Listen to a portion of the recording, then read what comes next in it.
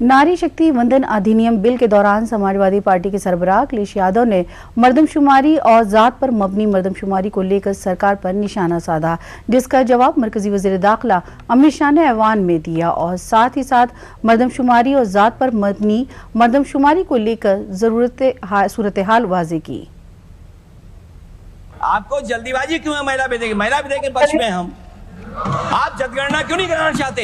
ये अध्यक्ष महोदय, सेंसस ये इसलिए नहीं करना चाहते हैं कि जैसे ही जनगणना होगी हम सब लोग जाति गणना मांगेंगे, जाति गणना होगी तो हम आरक्षण मांगेंगे, इसीलिए आप लोग धोखा देकर के आना चाहते हैं। सदन की कार्यवाही को पूरा देश देख रहा है। कुछ स्टेटमेंट ऐसे किए गए जो जनता में चिंता पैदा कर सकते हैं। अखिलेश जी ने कहा जनगणना क्यों नहीं हो रही। मैं पूरे सदन के माध्यम से देश की जनता को बताना चाहता हूं, जनगणना का काम शुरू हो चुका है, जारी। 2, उन्होंने कहा कि हम जाति जनगणना का मांग करेंगे। मान्यवर, मैं आपके माध्यम से सदन को बताना चाहता हूं कि सरकार ने जाति की जनगणना करने का निर्णय ले चुकी है और आप बैठिए बता दो। अरे बैठिए भाई, बैठिए। और जाति के साथ ही ये जनगणना हो रही है। ऐवान में बहस के दौरान समाजवादी पार्टी के धर्मेंद्र यादव ने मुस्लिम खवातीन के रिजर्वेशन की बात भी उठाई, जिसके बारे में वज़ीर दाखिला अमित शाह ने मजहब की बुनियाद पर रिजर्वेशन को गैर आईनी करार दिया और सरकार की मंशा भी साफ की।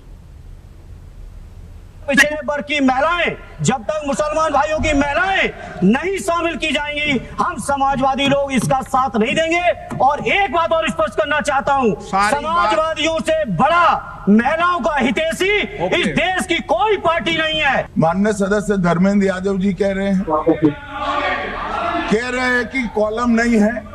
उनको मालूम पड़ना चाहिए कि अभी घरों की गिनती हो रही है और घरों की कोई जाति नहीं होती।